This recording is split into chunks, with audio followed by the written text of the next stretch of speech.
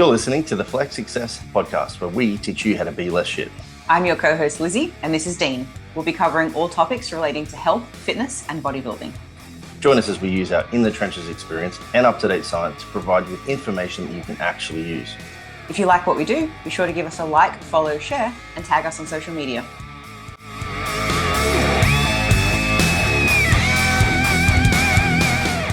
All right, we've got a replay today of the Flex Success podcast. I believe back to episode number 8. Yeah. Numero ocho. This is episode number 128. So there's been 120 between now and then. Why have we decided to replay this one, Dean? Because I have a man crush on the man that is the main speaker of this podcast, Mr. Nick or Dr. Nick Papastamatis, not Dr. Nick from The Simpsons. Although, can we get him on the podcast? Oh, that would be great. Yeah, so we're talking about pain all the way back in, I don't even know what house this was.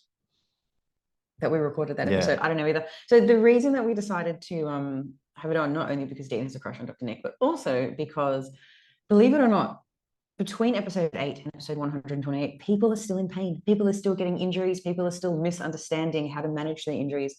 And there was a lot of gems in here that we thought people could pull from. And look, even if you have listened to it, I'm sure it's been a while, and it'll be a good refresher. So I'm not tooting his horn, but there's literally never been a moment where I haven't spoken to Nick and probably learned something and or refreshed something that I thought, oh, that's clearer now that he's come up with a different idea about it. So yeah, that's true. Hopefully he doesn't say anything in there that he no longer agrees with. If he does, all the more reason for us to get him back on the podcast. That's true. We need to get, and we also need to get Nathan Kelly back on. This is true. Who is an osteopath, and he also spoke about pain, the biopsychosocial model of pain. And we actually had him teed up for a round 2, and then shit absolutely hit the fan. If you remember, we had something really big and bad happen in our team a while ago. And we had to cancel on him, and we never got him back on. So anyways, before we do replay this episode for you, we're going to give you a personal update. Last time we recorded an episode, Dean said, Liz, what's going on with you? I was like, oh, just an hour ago, someone in the office, the co-working space we're working from here in Argentina, was like, are you going to Rio for Carnival? And I couldn't think of a good reason why on earth we would not go. So, and in the last episode, when you said what's happening, I was like, I don't know, I'm kind of Googling Carnival. Do you want to go? We have since been and gone. We left the very next day after recording that episode. We were there for 8 days. It was wild. You want to share a bit, Dean? The Brazilians know how to party.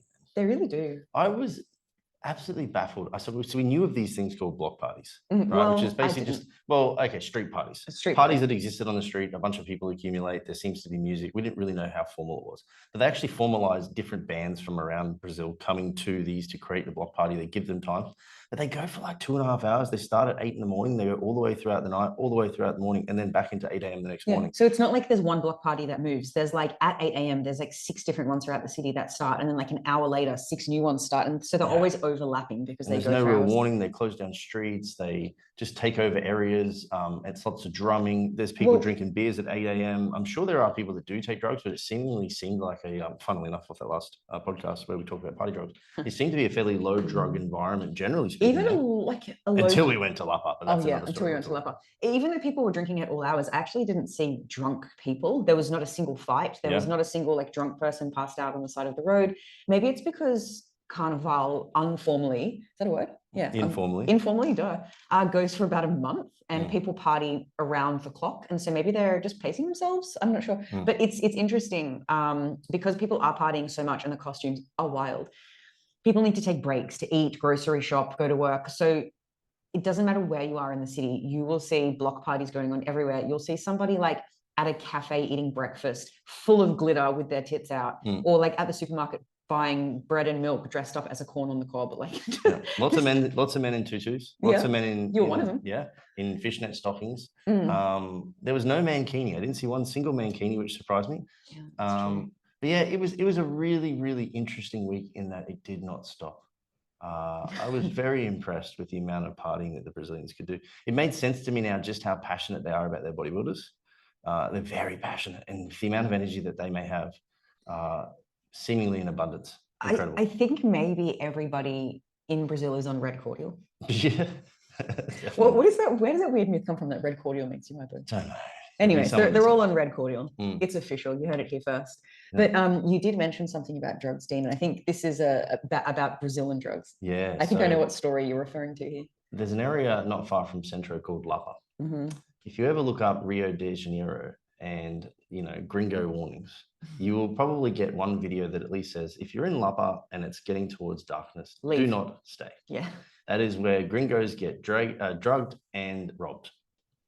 A gringo, for those playing at home, Dean, is a white person who's like a tourist and doesn't speak the language, usually an American in South America, but it doesn't have to be. So that's pretty common, you'll see. We ended up there by accident at about maybe 5 p.m., 4 p.m., something like that. I don't know. We were just walking through, actually trying to go to a tourist location, and happened to walk through Lapa, and there were the wildest street parties there. And it was mad music. It was real good music. It was good, wasn't it? It was one of the first times in my life I think I felt free enough to dance without the enhancement of any kind of illicit drug, because the music was just that good. Or alcohol. Yeah. It was a sober Dean dance. That never happens. Never. Anyway, so we're walking down the back street to go back out towards this main section where there seemed to be another block party, which is joining another block party. And I remember walking behind you, in front of me, and I was like, oh, Liz, what's that? I saw a table and I thought it was a bunch of lollies. I thought it was licorice and caramels. So it was this 2 guys standing at a table. The table was sectioned out into maybe like 8 different sort of boxes. Within each box, there seemed to be different colored lollies. And they were just standing in the broad daylight in a street. And they had a line of like orderly customers just waiting to purchase their candy. Yeah. So Liz comes back, she knocks in, I'm like, what is it? Is it lollies? And she's like, I don't know. And she looks at you, she goes, hang on a minute. And I'm looking at it, I'm like, hang on a minute. Then I look at the guy, and the guy's looking at me, and he's kind of, I'm looking at him, and I'm thinking, he's thinking, what the fuck are you doing here? And what do you want? And I'm looking at him going, oh, I think these might be drugs. And then Liz has asked the question, and he was like, yeah, what do you want? And we jokingly were like, well, do you have, you know, well, not jokingly, but we were interested in, do you have MDMA? And he's like, no, I've got pills. I've got crack. I've got crack. I've got Coke. I've got this. And we were like, oh, I've got ecstasy. You've got everything. Yeah. And literally it was just like the little children in an American street selling lemon juice for a couple of dollars a cup. Yeah, lemonade. These guys were just openly selling drugs on the street. Now, I've never seen that before. Never. It is illegal to sell these things in Brazil, but it is, from what I understand, decriminalized for all recreational illicit drugs. Yeah, so for personal use, you can't get a criminal record. No, but you can still be charged a fine for selling them. For selling them, there's a criminal record. Yeah. But it's up to the selling police. Them is very illegal. It's at the police's discretion. I learned this through the book that we mentioned on the last podcast too, Dr. Carl Hart. It's at their discretion to determine personal use. Right, but people with like bags full of drugs with an orderly line of customers are clearly distributing. I know. Yeah. The point being, though, is that it's like the police can kind of turn a blind eye. And interestingly, there was no police presence in this area whatsoever. None until nighttime. We went back one other time in an Uber. We drove through it, and there were police everywhere. So they obviously are looking out for the gringos at that time. But otherwise, yeah, it was crazy. Who would have thought you could just go to a drugstore on the side of the street in the middle of the city? I'll have a glass of lemonade and some crack. So weird. Oh man, it was an experience. If you remember one of the block parties so blockos are normally like a moving party. So there's a bus with a band on like the rooftop of the bus that play, and people like walk beside the bus. There was a blocko in Lapa that was like a stationary one. So they had these huge speakers, and the music that Dean is talking about, that was really awesome, where he danced as a sober man. It was DJed by 3 12-year-old boys. Like, I'm guessing their age, sure, but like they looked prepubescent, didn't they? They certainly were not older than 14. At most they could have been 14. That was wild. And the kid the main DJ was just like, you only see bodies contort and unusual, very unique. Like, he had his own personality and these like little mouth moves, and it was sick. And that speaker, man, I felt it rattled my eardrums. I could feel it through the floor. Like, if I was deaf, I would still totally understand. Yeah, it was interesting. Yeah.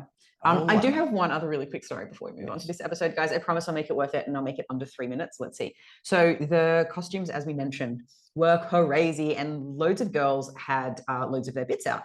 And I am definitely not a conservative person, but sometimes I don't like to show a lot of skin if I feel like the men are really starey, because I feel really unsafe when men stare at me. And the way that I react to fear or feeling unsafe is with anger. And so I just don't really like to feel angry. So often I just won't show a ton of skin. Fair? Yeah, and this has been pretty much an occurrence on more than one occasion. I just fucking hate it when in every country we've ever been. Today I went to get fruit and veg, and guys were like making noises at me. I'm like, can you shut your fucking mouth? I'll put my elbow in it. Anger down. Anyways, sorry. I get hormonal today. I'm angry. But in Brazil, I didn't feel the male gaze once. Nobody looked at me. I didn't feel anybody like objectifying or following, and I just felt totally safe. And I thought, God, if this is the one place on earth where I'm not going to be stared at and the costumes are so wild, maybe I'm going to take the opportunity and wear something wild. And so Dean and I were walking through Ipanema, which is a beach in an area in Brazil, Rio. And I saw this outfit that was like fishnet stockings, but it was a fishnet stocking onesie. So it also like had the top attached. And so I ended up wearing that with just like a thong underneath, and I bought nipple stickers. Thong? Well, there might be Americans listening. It wasn't a G-string either, like slightly larger than normal G-string. Yeah. It was a thong. Yeah. Okay. Thank you for interrupting the story. She wore her absolutely thongs on her ass. And then I just wore stickers on my nipples. And obviously I bought this outfit for when we were going to a block party, because that's where people wear crazy things. And we ended up staying with this Brazilian girl, like an Airbnb host. And she only spoke Portuguese, which is the language that they speak in Brazil. And she said through Google Translate, come to a party with me and my friends. And I was like, oh, I'm going to wear my crazy nipple sticker fishnet outfit. And I put it on and I was like, what do you think? And she was like, oh my God, I love the crazy outfit. The outfits at these parties are so wild. And I was like, great. And to be fair, she came home the first night and she was wearing fishnets and a G-string. So yeah, she's okay, cool. And so we went, and by party, she meant a really nice like French bar in the fancy area of town.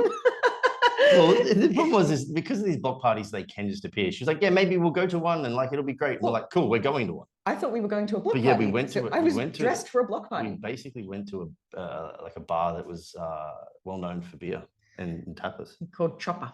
Yeah, Chopper is this tap beer. In the best area of Ipanema. And a really nice like bar. And so everybody's dressed nicely. And I'm there in a fucking fishnet onesie and stickers on my nipples. Yep. And then we walked the streets for a while. Then we walked to the beach. There were a couple of looks, but not objectifying looks that made me feel afraid. They were more just like, what the fuck is she doing? They're more like, whoa, you're game. Yeah. And I even said to Liz, because I didn't want to make her feel self-conscious of it while we were out, because I thought there's no fucking way I would ever have the balls to do that. No. Anyway, I got home and we started talking about it. I said, hey, I actually noticed people kind of do the side eye, like, oh, yeah. Did I just see a chick in a full fishnet fucking bodysuit with pink nipple tassels? Yeah, you tassels. I wasn't wearing nipple tassels for the record, just stickers. Stickers. Yeah. And I was like, she's like, yep, I saw them too. I was like, all right, cool. What do you do? Once because the cab ride was like 30 minutes away, right? So once we got there and I realized what she meant by party, it was too late to turn back. So I was like, Liz, it builds character. Yeah. Just go with it. I mean, to be fair, as much as it was intense, like you really weren't out of place. Oh, this is the one thing about Rio. No, but I mean about Rio is that you may have been the craziest one in this area, but I don't think anybody actually would have ever thought it was inappropriate. They just would have been like, whoa, that's like good on you. I don't know. Like, I think it would have been. I don't know. I've never been called brave in my life, but I'm sure a few people called me brave in that moment. So without further ado, yes, here's pain. No. Here's some pain. Enjoy the episode. It's a great one. We'd love to hear what you think about it. So of course, give us a review. Give us a share on Instagram. Don't forget to tag us, and we'll see you in the next one. Cheers. All right. Welcome back, everybody, to the Flex Success podcast, where we teach you how to be less shit. And today we have Agent Pimento from Brooklyn Nine-Nine on the podcast. Not really, but if anybody's watching this and they watch Brooklyn Nine-Nine, they'll know what I'm talking about. Just Google image it. We're actually talking crazy, just as crazy. From Balance Health and Performance in Sydney, mate. Welcome. Thank you very much. Thanks for having me. Our pleasure. And we can't even say Dr. Nick from Balance Health and Performance in Castle Hill because you're kind of everywhere now. Where are you? Yeah, we've got 5 locations, and yeah, like I mean, I remember meeting you guys. I don't know, it would have been probably 6 years ago now. Yep, and you know, like it was at Castle Hill, and at that time there weren't that many clinics, and now there's 5, which in my crazy mind is still not enough, and it's still not the end game. And at the end of the day, yeah, like we're everywhere. We're everywhere, as everywhere as we possibly can be for now, until we become more everywhere. What is the end game? Oh, the end game is like, look, if we stop growing now and we just have 5 awesome clinics, I'm like super happy. That's you know, like we are making a difference to people's lives, irrespective of where in the world. But you know, at the end of the day, we want to try and spread that as far and wide as possible. And if we can try and impact people's health just through physical touch and through like just a basic diagnosis and some rehab, I want to do that as far and wide as possible. But for me, it's also to give chiros and physios an opportunity to have a career that's long lasting, so that they can actually have some career progression rather than sort of work for someone for a couple of years and think, oh yeah, the next step's to open up my own business. And it's like, it really isn't. There's so much more for you to learn. So trying to just push the industry in the right direction in terms of career and in terms of what we actually do for patients. So that I want to have everywhere. I think I just had this like light bulb moment that like when we started out Flex 5 years ago, we were coming into it at the time where the industry kind of needed a bit of a shake up. It needed people that had more of an educated opinion on how to go about nutrition in a safe and effective manner. And when I met you, I had a particular issue with my collarbone, osteolysis. Not many people knew what the hell it was. You immediately did. And then you and I just got talking shop, and I was like, this guy's good. Like, this is what I'm looking for, right? And then as time's progressed, you actually probably came into your world of manual therapy as well, where like, I actually didn't have that many people that I could recommend with confidence. And I always said to you when we moved to the Gold Coast, dude, when are you going to come to Queensland? But now we've got some good people here too. Like, it's kind of like you came in when that world needed a shake up, and now there's more and more practitioners that are at least got good quality skill sets, or at least are willing to learn, listen, and adapt. So it's we kind of like progress at the same sort of time, I guess. I definitely think that I agree. And, you know, when I think about sort of the way that CrossFit came in and shook up the training world a lot, you know, worldwide, that got us thinking about mobility. And because it got us thinking about mobility, people were just coming in restricted. They're like, oh, that's as far as my arms go above my head. And I was like, fuck, okay, cool. So I was just ARTing the shit out of it. And, you know, like just getting people as mobile as possible. So we got obsessed with mobility, and that's when people like Kelly Starrett started to really make an impact and, you know, give people all these, you know, mobilizations and all these different voodoo flossing and this, that, and the other. And we came up with great ideas. And then, like, for me, it was more like, well, I want to get in amongst it and actually practice and treat people inside these raw and real places like CrossFit gyms, not, you know, the glamorous air-conditioned fitness first where you've got your beautiful little clinic door. I want to be in the gym. Like, that's called fashion first, Nick, not fitness first. That's what the FF stands for. Never heard of it. Never heard of it. That's cool. That's cool. Okay, I'm going to refer to it as fashion first from now on. But girls in boots working out and shit. You should have like do you belong to any of these gyms, and then a tick box so that you know what kind of person you're getting first. You can like diagnose. Now, before we get too much into it, Nick, I think it's obvious to listeners from what you've said that you have a string of clinics that treat people for chiro and physio. But tell the listeners who don't already know who you are, what you do, and why you do it. Yeah, so I'm a chiropractor, and I've been a chiropractor for about 10 years now, and I've been working in clinics for since about 2007. I've been working on patients, and like I've worked on as many athletes as you could think of various different levels, whether it's bodybuilders, whether it's rugby league, NRL players, whether it's Sydney Swans players, whether it's CrossFit athletes, whatever. Olympians, like I've treated them, and I've really been blessed with that, as I feel that a lot of it was the sheer, like Dean said, the sheer timing of the fact that I was there at a time where it needed a shake up, and I shook it, and I just seemed to attract the athletes. And now, you know, I suppose I still treat high level athletes, although just less of them, which is much better for me because they take so much time. And, I eventually got learning more about the fact that it wasn't so much about what I was doing it, but how I was doing it. And over time, I realized that there isn't actually a big gap between there isn't anything magical about what I do, except for how I do it. And it really comes down to the conversations you have with the client. It comes down to the conversations you have with your staff. And then as I grew in terms of my ability as a practitioner and my ability as a business owner, establishing Balanced Health and Performance in 2013, made heaps and heaps of mistakes and still making them now. And now I'm at a point where I have realized that the number one thing that I reckon I'm pretty good at that isn't chiropractic is, understanding people. Yeah. And just actually listening to them and understanding what they're trying to say and what that really means. So I've actually started a new degree now, starting on Monday. It's psychology of business and management. Oh, cool. Yeah. So I'll be learning things like, how different culture setups and how you can impact them, masculine and feminine energy, and basically how cultures differ depending on which part of the world you're in. So Yeah. So, I think psychology is probably where I'm at the moment in terms of my further development. And I think that, I put up a post the other day of, does the mind exist without the body? And it's really interesting that so many people said, no, it doesn't. But for me, it's like, well, how can you communicate with someone without even saying something? How is that non-verbal communication actually relayed? And so I think there's more to it than just the body, but science doesn't agree with that just yet. So I say that very, very lightly.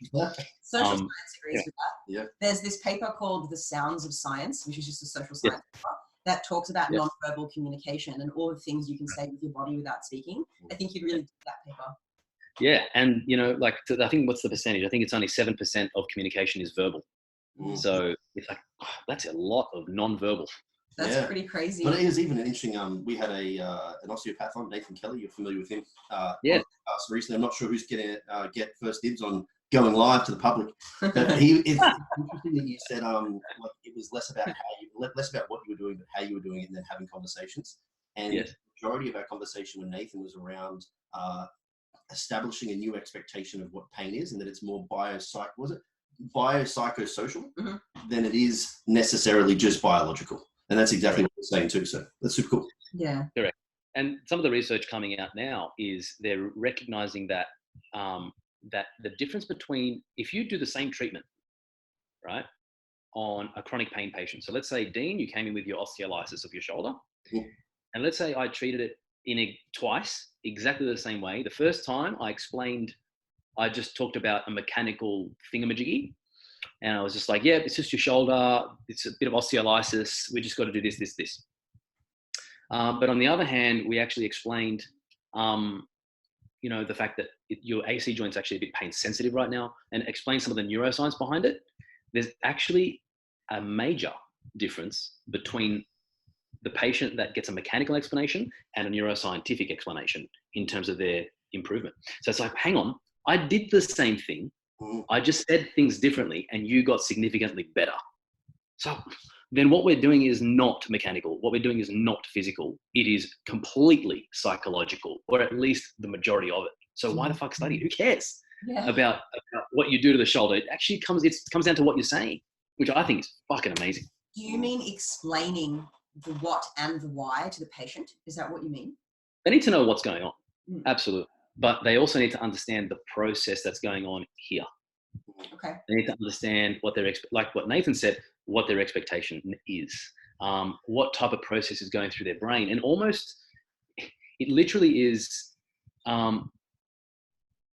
basically treating their problem here from the top down and assessing what belief system they have about their pain. And you're not talking about placebo, are you?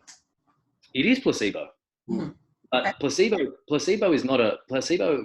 This has got a bad rap because placebo is just as bad as is just as non-specific as nocebo. Yeah. And you can make someone worse non-specifically, and you can make someone better non-specifically. Who the fuck cares? Yeah. They're better. Case in point, people say gluten's bad, and then nocebo, people like eat gluten, they're like, oh, I feel terrible. Yeah. You didn't the last 10 years. Yeah. Yeah.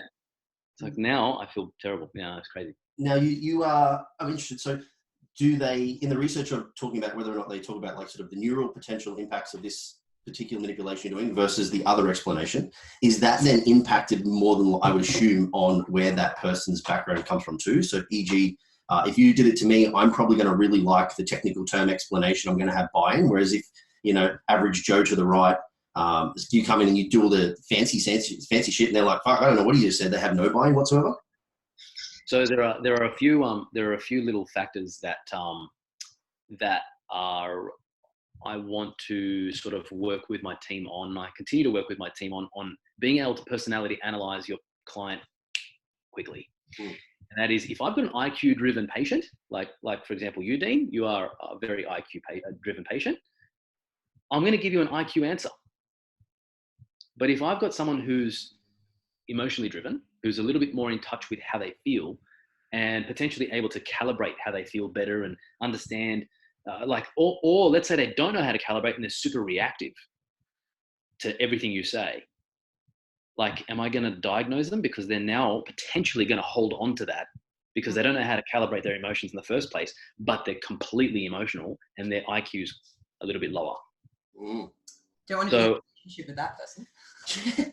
Oh it's actually like super true, because like if I start talking, like if I go into a practitioner's office and I start discussing with them, at least somewhat with some short words, like, you know, like I start saying, even if I use something simple like the humorous, if they start to redirect me and talk to me like I'm a dummy, I kind of shut off. You know? Yeah. So that's if they don't play to my senses, then I shut off. Whereas, like, yeah, I'm very much detached from emotion. Like for me, emotionally shallow. But for me, that would be the difference between choosing my friends and being sort of, for me, that would be, I would be, what's the fucking word now? I wouldn't choose my clients. I suppose you're in a position where you can, Dean, but for me, I wasn't in a position to be able to choose my clients that much until now. I've grown, I can now, but you tend to choose your friends in a certain way. And, you know, if you can't sustain a conversation because your IQ is too high, and you always have to sort of temper that so that they're not really your friends because you're not connecting on a deeper level. Different wavelengths. It's kind of like, well, how are we swimming in the same lane? The person to my right needs to be speaking the same language. So, like, let's just say people that are listening that've got injuries or have issues and they're getting like manipulations of some description. What do you think some good advice from you would be to better their opportunity for success in treatment? Like, if it comes down to this sort of stuff is like important.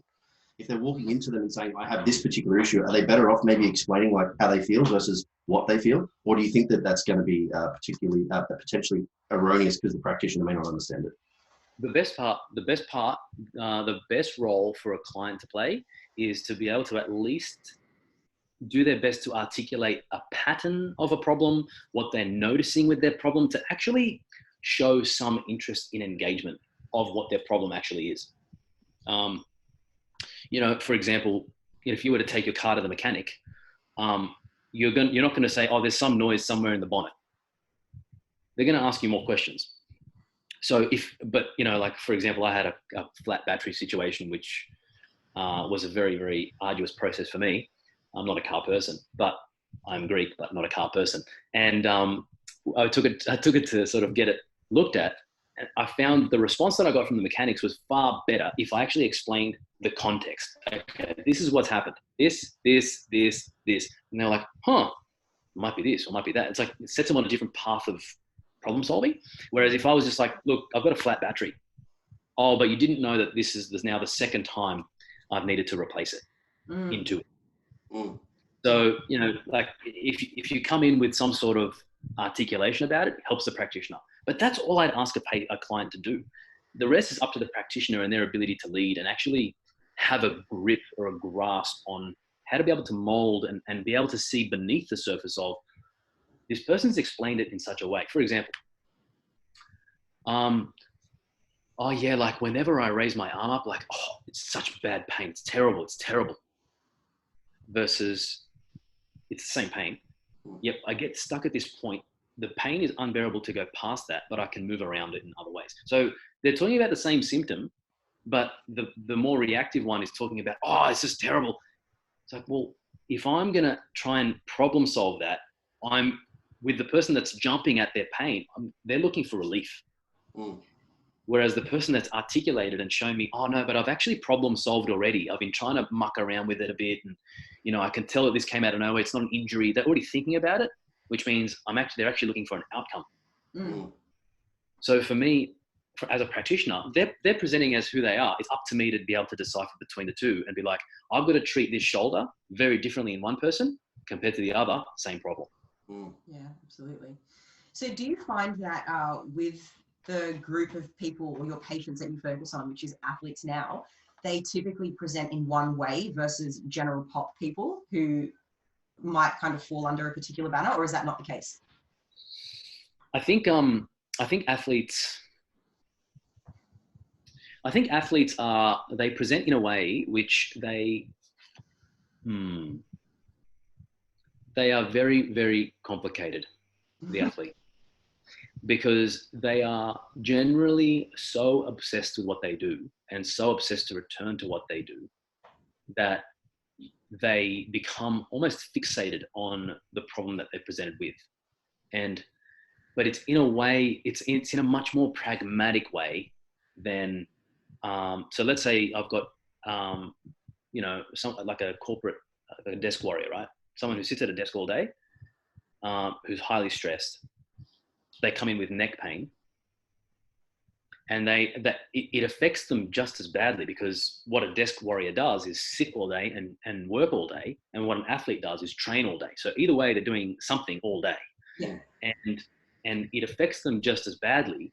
But for some reason, the athlete, well, for a big reason, the athlete puts a bigger meaning on the pain, because the fear that they have underneath the surface of the symptom is this could stop me from my goal. Whereas the desk warrior is saying it's getting in my way. It's kind of like a different impact. Yeah. So it's almost like the athlete, in a sense, is a more urgent situation, because that pain could be a bit of a catastrophe for that athlete. Whereas for the desk warrior, if it affects them today, tomorrow, or the next day, if it's not debilitating, it's not stopping them from actually getting their work done. It might be interfering a little bit, but are they bedridden? No. Is the athlete bedridden? No. But is it stopping one versus the other? Yes. Yeah. Same pain, same severity, different catastrophe, I suppose. Yeah, you took that word out of my mouth. I was going to say, like, athletes, even in my world, concepts prep, the catastrophization of small issues is so alarmingly high. But I think that's also because, usually if it's an injury, it's like, it's also time specific. I have X goal at X time. This is going to impact that. But even though it may be a week, it's a big problem. Yeah. Yeah. But then we also find that, athletes or just gym rats don't catastrophize things when they probably should. So case in point, where somebody doesn't actually learn to do something properly, and then they carry on doing whatever the movement pattern is not properly, and then they ingrain these movement patterns, and that is a catastrophe down the track, but they don't quite see the importance in that. And that's probably something you see all the time. Oh yeah. Like, we don't want to create a breed of athletes or the active population. We don't want to ingrain this hypersensitivity or hypochondriac type of attitude. Mm-hmm. We don't want them coming in for every single little signal that they're receiving from their body. Yeah. Like, half the time for a newbie in the gym, someone that hasn't been training or is quite deconditioned, they're going to have they're going to have DOMs to a point where they're going to feel it in their lower back, and they're going to come in thinking, oh, I've had this pain for about 4 days. It's not going away. Brother, you haven't used that shit for ages, and it's gone. You've just woken shit up that you've basically woken a giant. Like, come on. And so, but they don't know that. And we don't want to instill a thing of, I need to go to the chirophysio for everything.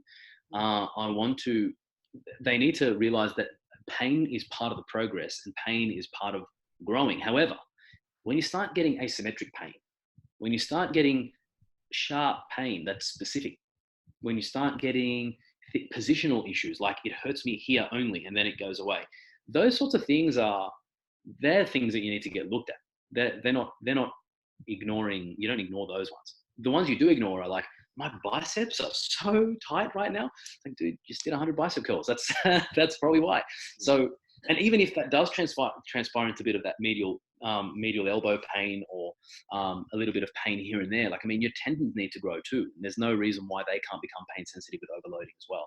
Mm. So as long as they're not avoiding movement for too long because of the pain, then we're sweet.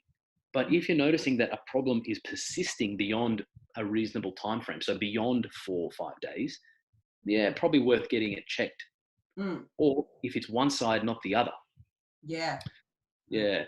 So when they get ignored, these ones, because they can push through or avoid it, your brain's going to avoid pain at all costs. Fear avoidance behavior. It's just inbuilt in us. It's for our safety. And as a result, we end up just changing the way we want to load something. Mm-hmm. And right. I've literally spent the last 10 years of my training career, let's call it, finding ways to train away from the pain that impacts my ability to train the way that I want to train. Yeah. And, a prime example of that probably was your bench press. Mm. Like, I mean, yeah, we had to make some changes to that, didn't we? Yeah. I mean, back in the day, I went from talk about not catastrophizing a problem. Was that I had pain. I recognized it was only on my left side. It was causing me issues. I allowed it to get a little bit worse, and then I remember like within the space of a week, 7 days apart, I went from dumbbell pressing 50s to like barely being able to press a 30, and I went, oh, I've probably taken too long to get this looked at. Well, yeah, you're Mr. IQ. Like you're not emotionally reactive to anything. So it's like, whereas I would have gone straight away. I would have been like, fuck me, get me to the hospital. I even have a funny story. My ex and I decided to get roller skates. This is how removed I am from the emotional response. And here we are roller skating down near the Brisbane River. She falls over, right? Comes smashing down on her wrist. And then I'm like, it doesn't look great, but like, it's probably just a sprain. And then we walk it back home. And by the time we got home, there was a definite like level up, and I'm like, well, that's some very localized, specific inflammation. And then I'm still like, yeah, maybe we should just wait, see how it goes. And then her brother's like, that doesn't look good. I'm like, all right, let's go to the hospital. She'd snap the bone clean. Oh my God. God damn. Oh my God, far out. So people not getting their pains looked at. I mean, if it's, general and not specific, and we don't want them to catastrophize, fine. But I do find that some people are like Dean, where they're like, no, I'll be fine, I'll be sweet. And it's not what some people may think, that it's just, like the big men. I also have some female clients who just kind of brush it off. And it gets to it catches up with them down the road, and it stops them in their tracks. Instead of taking a couple of days of training, do the rehab work that your practitioner has told you to do. Like, it will slow you down now, but you'll end up further than if it stops you dead in your tracks a month from now, 2 months from now, 6 months from now. Absolutely. Yeah. I think with people, I suppose, there are probably different guidelines for different people. Now, someone who's a little bit more IQ driven, these people generally tend to follow checklists, schedules, tasks, systems. And if there is like if you have a set of guidelines of, right, when I have pain that has the following characteristics, then I need to get it checked versus I don't need to get it checked. And that type of approach is really good for someone like you, Dean, where you're a little bit more IQ driven, where you need maybe a bit more of a guideline to figure out, right, what are kind of like my rules on when I need to get something checked. I don't want to use pain, which is so subjective, and biopsychosocial. It's so subjective, and it's kind of like pain's never an indicator of a problem.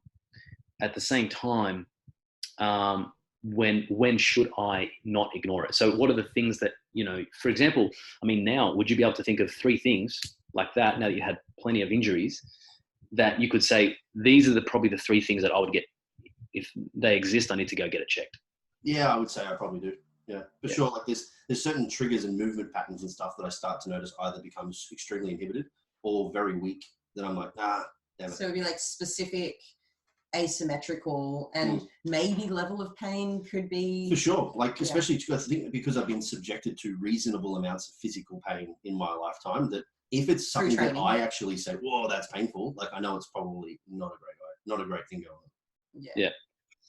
And but what I'm also hearing is, if you notice a change in your movement pattern, if you notice like a weakness associated with that movement pattern, plus pain. So if you have those 3 things, pain, change of movement pattern, and weakness, give Dr. Nathan a quick call, eh?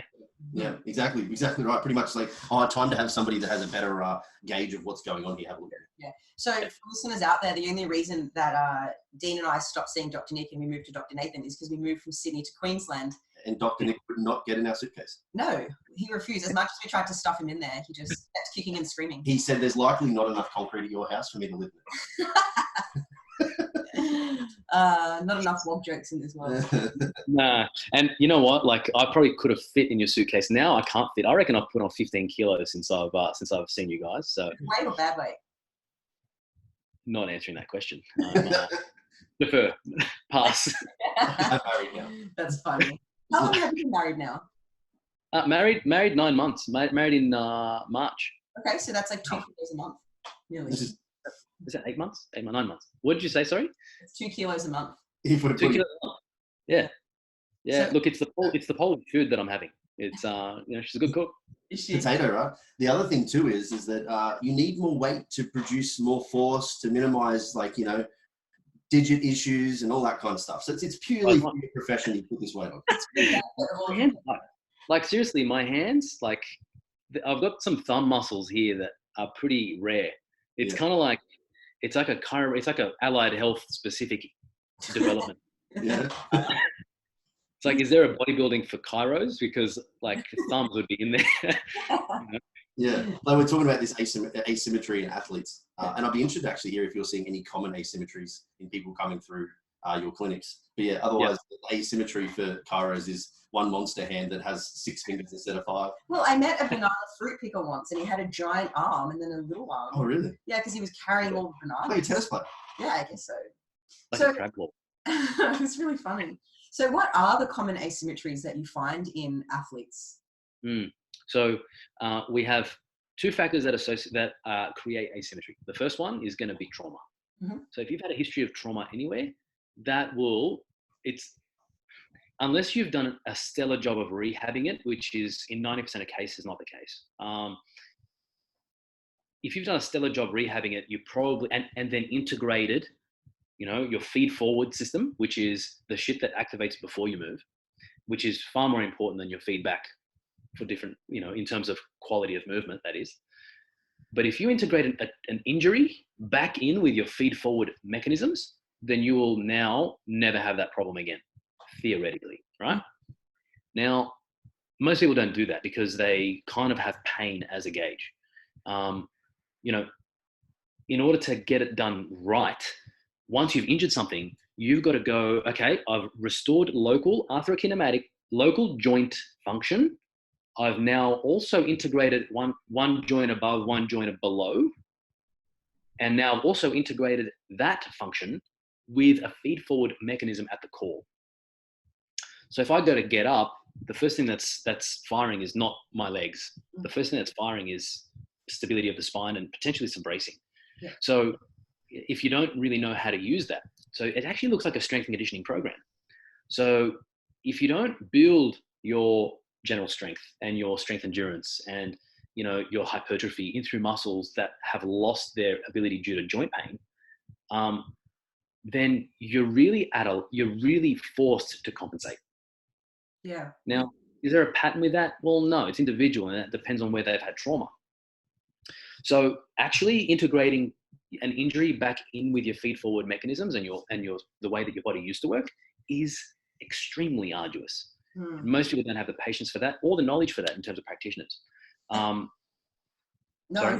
think this is a good example of why people can't deal with their own injuries themselves who aren't an expert in the field. And, it's kind of a good push or an obvious example of why people should go see someone for their injuries. Because all this stuff you're talking about, I can't imagine average Joe knows how to do.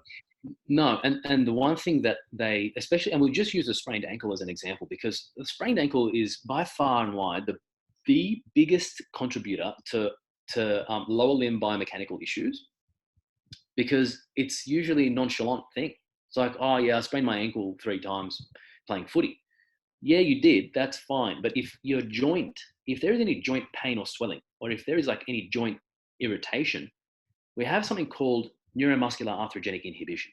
So when you go in for a knee surgery, you'll notice that the VMO or the quad is completely atrophied just with an arthroscope. So the needle or the incisions and the punctures didn't actually affect directly on the quad.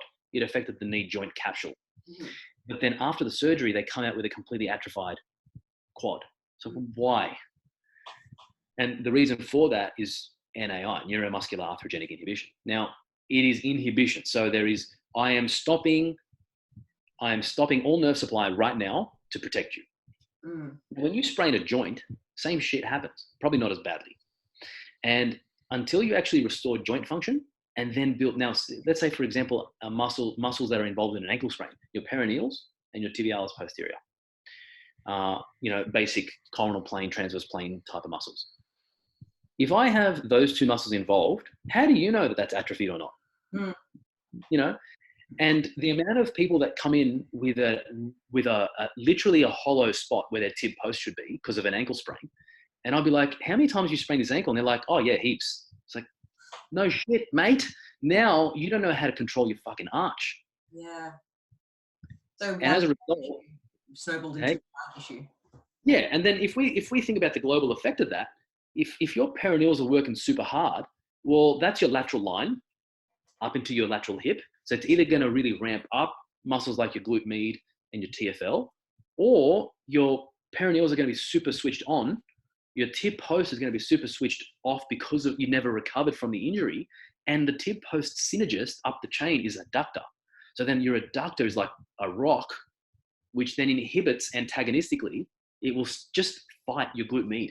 Or both will work and you'll have hip compression. Yeah. So a lot of this is speculative. A lot of practitioners would call bullshit because, you can't prove that. Well, fuck you. My clients prove it. Talk about symmetry then, because that's all happening just on one side. Yeah, and not the other. Yeah. And then, let's say, for example, it's just your adductor that starts to fire up. If your adductor is then going to start firing up, your hip is naturally, just in standing, going to want to adduct. So if your glute med isn't fighting that, well, your length and tone is different on the outside of the hip versus the inside. So what does that do to your center of gravity? Yeah. Yeah, and then you're going to have some other counterbalance stuff going on then up above the hips, I assume. Exactly. So then people come in with these faux pas scoliosis. Right, that started at the foot. So one thing I learned early on is that a problem down below works its way up. And this is just a great, clear example of how a sprained ankle can work its way to the shoulders and neck. Very easily. Yeah. I think not overnight. Not overnight. Yeah, that's the toughest thing about this, is that it's a progression over time that's not even noticed. Yeah. That goes from being an acute, very localized injury to then having a systemic effect 5 years down the track that now requires so much time, like you said, and it's an arduous process, and most people just give up. Yeah, sort your shit out, people, quickly. Yeah. Exactly. And the ones that end up presenting with that have a long history are the ones that went to a good practitioner, right? And that good practitioner addressed the symptom and the local area. Let's say my shoulder pain that developed gradually. So it's the difference between I hurt myself and I landed on my arm and I dislocated my shoulder versus I've developed this niggle here for some reason. I don't know why, and it's not going away. So when someone develops, now we talked about trauma as one cause of asymmetry. The other cause of asymmetry is now behavior. So what I do all the time. So it's kind of like if you now do stuff in a certain way all the time, and if there is some sort of asymmetry associated with that, whether it's because of trauma or because you never crawled as a baby, whatever the reason is, it's got to be, it will lead to an overload on one side versus the other. And because of our constant need, thank you to our vestibular system, which saves us a lot, but because of our constant need to stay in center and level with the horizon at all times for our safety, we will now accommodate that by rotating the thoracic spine. Let's say, for example, my pec is overworking on one side and I've got like a weird twist through my sternum, and it's like, why does this pop up more? People come to me all the time, this pec's bigger than this one. And they usually have the opposite lat bigger than the other. It's like, well, that didn't happen overnight. That's because of either trauma or behavior. So what trauma did you have? Oh, just some ankle stuff. I'm like, all right, how am I gonna convince them now? Tell them to listen to this podcast. That's how you can convince them. I hate when I talk to you, because I like have moments like, yeah, fuck's sake, like I know. And even like the last, like literally probably the last 2 months, I've been sitting at my desk, and obviously like we occasionally do like, video education. I sit there, I'm like, fucking stupid left shoulder's always raised and like anteriorly rotated. I'm always like this. And I sit there, I'm like, this is my fix. Like, just be conscious. I'm like, it's good again. My right clavicle sticks out more than my left. Yeah, anyway, I'm a traumatized individual. Now, just go to fashion first. Go to fashion first. But they'll notice there. They'll notice there. That's the problem. Yeah. But you're not allowed to sweat there. You can only glisten. Yeah. You got to walk around with a mist gun just in case. So, Nick, we wanted to move on to something worth sharing question. We wanted to know if you have read or listened to or have anything that you think is worth sharing with our listeners today. Yeah. With I recently finished as a precursor and a non-compulsory one, as a precursor to my next venture in study in psychology. of course, like I didn't go and study basic psychology. Of course, I did a postgraduate, and I was like, nah, fuck basic psychology. Let's just go to the real shit. Psychology of business and management, right? So, but as a precursor, I thought it might be sensible if I just do an introduction to psychology. And I did it through Coursera, which was really, really good. It was a 6-week course, 2 hours of lectures a week and a quiz. $75. I get this fancy little certificate proving that I did. So yes, haven't posted it because it's no one else's business, you know. At the same time, one thing that it touched on a lot of different things like developmental psychology, emotions, fear, personality, heaps of stuff. However, what is really commonly understood now is that we really focus heavily and put a lot of gravity on the negative things that happen to us, but not the positive. Where it's almost like when I'm talking to mates, because I've been so stressed with business over the past however long, or just too focused on solving people's negative problems all the time, that I've just become so attuned to negativity that I forgot about happiness. And not that I'm not happy, it's more like, hang on, how do you become happy? And so I think something worth sharing is, and this is where things like gratitude comes into it, right? And it's like, well, we spend so much of our day problem solving that we don't even realize it. Like, and we've got little lights for things, you know, like little smart lights, like a petrol light. You know, I've got a signal. I've got to go. I've got to problem solve that. Okay, where's the nearest petrol station? I problem solve that. It's like, there's traffic that way. Problem solve that. And we're getting smarter at figuring out faster ways to solving our problems, but none of them lead to happiness. They just solve problems faster, so they can solve more problems. So actually, no wonder our stress is going up, because actually we're solving more problems faster. So without even realizing it, we're getting more stressed because we've got more problems, but we're able to solve them because of technology. So what is it about happiness? How do you become happy? Is it the quest to solve the most amount of problems the fastest? I don't fucking think so. Yeah. I think it's actually trying to figure out where the light is in amongst the problems, identifying when someone else did something for you, but you were too busy solving a problem that you didn't notice. And I think that's where gratitude comes into it. I think gratitude is something that's been it's almost like you must do this, you know, it's almost like a compulsory thing, but people are blindly doing gratitude, or I'm grateful for the sun. It's like, no, that's not what we're talking about. What we're talking about is you need to be grateful for something like that you have experienced that you were too busy not to notice. That might be the sun. If that is the sun, then I hope you're truly great. And I know you're truly grateful for the sun. And right now the sun's a little too hot with all these fires, right? But so I'll be grateful for some rain. But I think like it's got to be more like, I'm really grateful for the fact that I've got such a supportive wife, because I do problem solve a lot. And when I come home, that's just one thing I don't have to solve. And it actually allows me to just come home, and if I need to pour myself a glass of whiskey, I will. And yes, and actually allows me a chance to connect. And I'm really grateful for that. Yeah. So I think something worth sharing is people need to take a little bit more care with their three things that they're grateful for, because they need to be specific to what you missed, not for the things that are happening all the time that actually don't mean much and you can't think of anything. It's more like, no, what did you miss? This is such interesting timing, because just this morning on my morning walk, I started a new audiobook called Thinking Fast and Thinking Slow, something like that. And Thinking slow. Yeah, Thinking Fast and Slow. You've listened to it? I've heard of it, yeah. Yeah. So I think it's just chapter 1, because I haven't gotten very far in the book.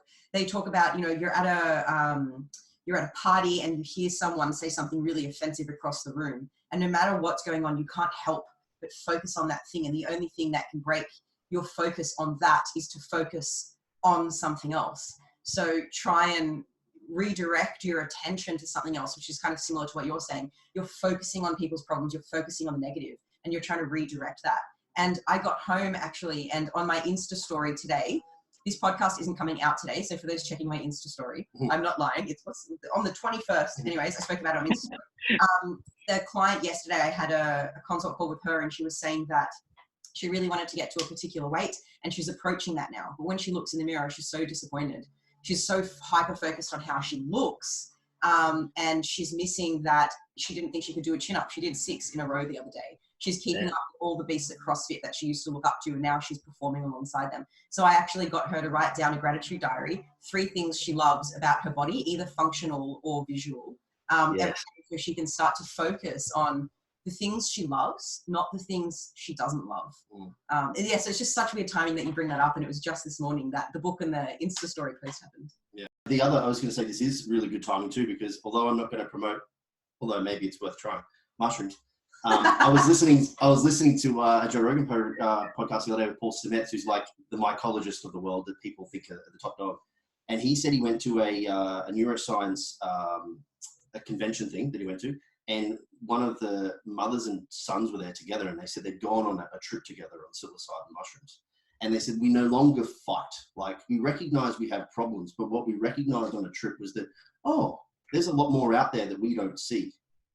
So when the shit goes bad, just recognize that this really isn't the biggest problem in your day. Have a discussion, but then move on. And it was just interesting because I think your choice of words was exactly that. Like, while you're solving problems, you missed the good shit.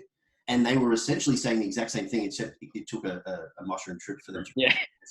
Sometimes you just got to have a trip, mate, and you'll realign yourself. Yeah, super interesting. There's actually a book that you might be interested in, Nick, called The Good Life. That actually, because you're talking about happiness and how we can find our way there or back there. Yeah, The Good Life. Yeah, by someone Hughes. Writing it down. It's good, but it argues that happiness actually should not be the end goal, but rather life should be the end goal, full of anger and happiness and fear and joy and all sorts of things. But like, I'm not saying happiness is wrong and we shouldn't aim for it, but that might just be a counter argument that you might be interested in. Yeah, and to add to that, what I think, I can't remember where I read this, but science is starting to prove that achieving long-term happiness starts by finding some happiness every day. Cool. I like that. So perhaps yeah. Anyway, I thought that was worth sharing, and I'm glad you guys enjoyed that. That's awesome. Which will take us into the final part of our podcast, which is 3 fun questions we ask all guests. They do vary, but you're currently within the first block of these questions. I would like to pause and take a step back. Yes. Do you have an embarrassing gym moment that you would like to share with us, Nick? An embarrassing gym moment? Yeah. Oh yeah. Oh fuck yeah. I've got heaps of Yeah. So I've got 2. How about I give you 2? Right. I'll give you a good one and a bad one. Okay. So the first time, when I first entered CrossFit over at Revolution X in Maryland, I did my first CrossFit workout. Well, that's a lie. My first CrossFit workout, which was also embarrassing, was in Glasgow. And I was in Glasgow with some mates, and I did a workout called Fight Gone Bad. It's like 5 rounds of 1 minute, whatever it is, right? And it was fucking disgusting. Anyway, so the first round, I nailed that shit. And then it just took a little bit of rest. That rest period really fucked me up. And then basically I was literally, for the rest of it, top score, like I beat everyone. I'm so competitive. Yeah. I beat everyone in the first round, but then I couldn't actually get up and do the rest, which was pretty embarrassing. That's number 1. Number 2 was I didn't learn from that. So I did that again at Revolution X, the first time I did a Sydney CrossFit workout. And I was seeing stars so much that I don't even remember who brought me. They had to bring me pineapple. Like I was on the gym floor, like writhing around like I was Jordan Belfort. And it was like they're like, I think this guy's gonna fucking die. And so they brought me some fruit. And since then I was like, okay, I still haven't learned my lesson. I still go hard at the beginning of every workout. So that was pretty embarrassing. I also did that when I was doing my first CrossFit Level 1. So I did my CrossFit Level 1 certificate, and I had a workout of 15, 12, 9 burpees thrusters. And mate, I went out of the blocks, and in front of the entire class, I just couldn't. I was like, again.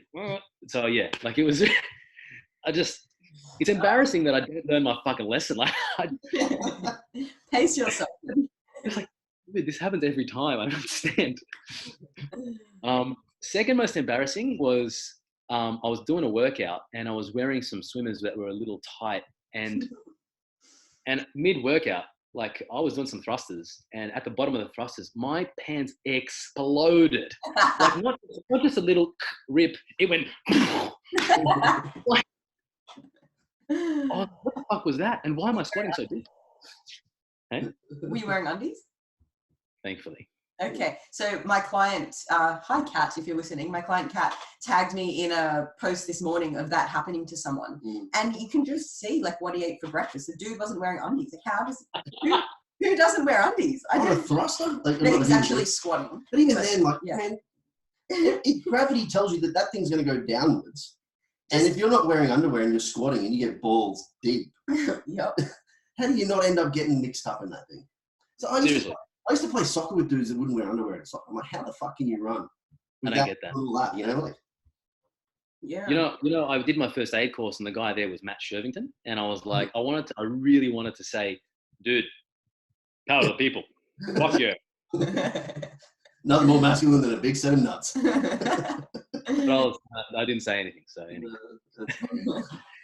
Sorry, final round of questions. Yes. Okay.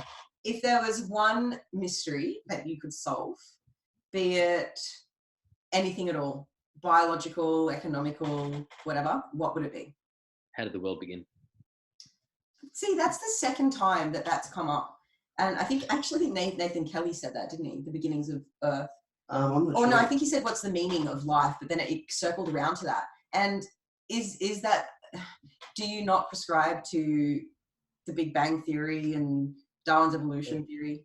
So I've just finished the chapter in Stephen Hawking's book of brief questions to the brief answers to the big questions. Okay. One of them is, how did the world begin?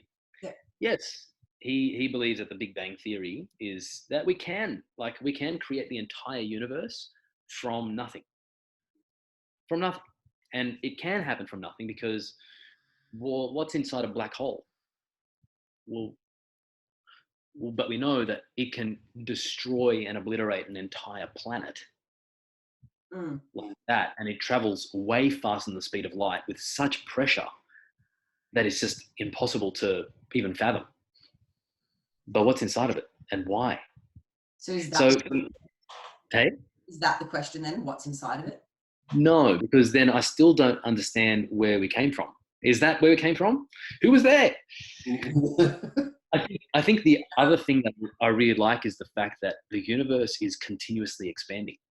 So as we know it, it's actually like potentially whatever happened back then is what's actually allowing the universe to continue to grow, which I think is just incredible. But the relationship that I see that's so mathematical, it's like, how can everything be so perfectly aligned in a 3D?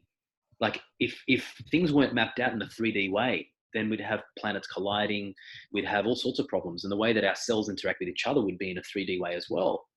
But then, another mystery would be, is it really reality that we have right now? Or is this just, yeah. or is this just Yeah, at uni, I did quite a bit of philosophy for my electives just because I find it interesting. And one subject I studied under philosophy was called epistemology, and that's just the study of knowledge. What can we really know? And one question that we tackled was, are we really experiencing the reality that we think we are? And it was just a whole semester based on knowledge. It was really interesting. Yeah. Or are we just mentally masturbating too much? Maybe. That was it. It's sort of like the only thing you can say is true is that you're having an experience right now. That was the conclusion at the end of the semester. Yeah.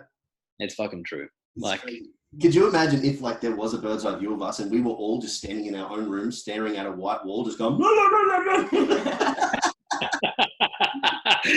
and then someone's watching you when you think you're on your own? Yeah. And he's just like, joke's on you, motherfucker. Look what Nick's doing right now. Oh my God. Maybe that's the answer, Nick. Maybe if you do mushrooms, you might go into an alternate universe and see how we were created. If you're doing nothing on December 6 or 7, Dean and I are trying mushrooms for the first time. You are welcome to join us. We're going to Mullumbimby, which is near Nimbin. Yeah. Oh, you're going to Nimbin? Oh, cool. Yeah. Well, I mean, I think I've heard that a good place to start is the shrooms, and then to progress to DMT. So if I think apparently if you want to have that real proper out of body experience and a dive into your subconscious mind, I think a lot of people talk about it like Mike Tyson talks about it. I think Joe Rogan talks about DMT. I think a lot of these like celebs that are getting enlightened all of a sudden had just taken DMT and they're just like, whoa, that was. Yeah. Well, the cool thing about a DMT trip too is it's actually only, I think, like sub 10 minutes. It's not even that long. You feel like the perception is that you're in there for hours, but it's a quick happening, you know. Whereas mushrooms is like a 4 to 6 hour thing. Like you're in there. Come in and out of it. The comment that Paul Stamets made again was with this whole concept around microdosing of LSD and all these other things. He's saying that will be the answer to human creativity ongoing if we just allow it. Whereas it's like with the way the world's going now, with a lot of regulation and the rest of it, we could be dampening the opportunity for creativity. There's some really cool shit. But anyway, tobacco's legal. Probably another podcast for another time. Second question. Yeah. Yes, okay. Yeah, it's good. Yes. If you were to be arrested tomorrow, but none of your friends knew what it was for, what do you think they would assume you did? That they knew that. Ask the question again. You've been arrested. Nobody knows what it was for. What do all of your friends and family assume you did? Assume I did? Yeah. Oh man, like that's a killer question. I actually I think it could be a range of things. It could be like fraud, definitely like possession. No, my friends would think no. Friends and family? No, they wouldn't think possession. Probably fraud. They probably thought that I fucked up with my business something, like I fucked something up with my business, or I did something illegal. Yeah. Like money laundering or some shit. Is there something we should be telling the ATO? See, I knew this was a dangerous question. I shouldn't have fucking said anything. Probably, I reckon my friends and family would assume that I fucked the business somehow, and like I've like been done for like money laundering or like embezzling money or something like that. Too creative in your accounting.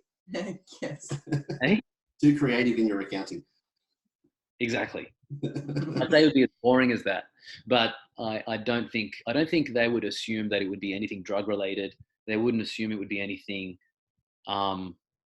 human trafficking related. It wouldn't be murder. It wouldn't be murder.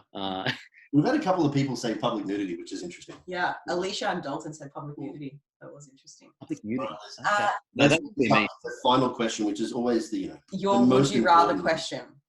Would you rather sniff the undies of 10 unknown strangers or eat an omelette off the floor of a King's Cross strip club? Hang on. Sniff the undies of 10 unknown strangers? Yes. Or eat an omelette? Is the omelette fresh? Sure. But it's been on the floor for a good 10 minutes, people walking around it and shit. The floor wasn't cleaned at the strip club. It's like post the night at King's Cross. Oh, in a strip club? Yeah. At a strip club. Oh, sniff the undies? Oh, but then like I'm going to go with the undies, man. Yeah? Yeah. I'm going to go with the undies. But are we talking about a good sniff, like a solid sniff? Yeah, you have to really get up there. No, shit. 10 of them. It's only a 2-egg omelette. I reckon I'm going to go with sniff. Okay. All right. Man, you don't know what you're going to get. That could be putrid. But that's cool, man. That's what you're into. We're fine. Justification for this is if you go to like Maya and like try different colognes and stuff, there's a certain point where you actually can't differentiate what you're smelling anymore. Yeah. So actually what I reckon is that smell is going to start to habituate, because although there's going to be different scents and shit, if you're going to get a good sniff of that, you're probably going to habituate to it to a certain degree, meaning you're only going to pick up the new scents. So I'm assuming you're going to smell piss and shit. So I'm just going to smell piss and shit, and then all I'll be picking up by probably the third one is just the variations of the nuance. So you're not going to bring coffee beans to smell in between each undie sniff. Is that what you're saying? So that you don't reset. Yeah. You're going with the desensitization approach. I like it. I'm going with the undies. All right, accepted. Now, undie sniffer, where can our listeners find you if they wanted to? Okay. So there's a few channels. Send me your undies and to this address. It's Flex Success. They first and foremost, they can find me at Balance of the Performance. So Balance of the Performance across 5 locations. I primarily treat at Bondi Junction, but we've got an amazing team. I've been training them all for a long time now, and they're all amazing. So if you've got an injury or something you want looked at before it becomes a shoulder problem that you didn't expect, or that ankle sprain or whatever, you know what I mean, go and give Balance on the Performance a try. balanceontheperformance.com.au. Or balancehp.com.au. Sorry, got my own fucking website wrong. And then you can reach out to me directly at info@drnickpapas.com. My personal website and all the information you need about who I am is at drnickpapas.com. Or if you just search me on Instagram, you'll probably find me talking about some shit again. So you're welcome to follow me. But whether the way I can help you is either going to be if you need some help with your pain. That's number one. Number two is if you're a healthcare practitioner who needs some development, that needs a little bit of mentorship, that's where I can help you. Or if you're a healthcare business owner who needs some help understanding what they're doing in their healthcare business, that's where I can help too. So okay. Awesome. Love it. Yep. Well, thank you for your time, Dr. Nick. Watch out in the post for some undies, and we'll catch you next time. Thanks, everyone. Thanks for having me. Cheers, guys.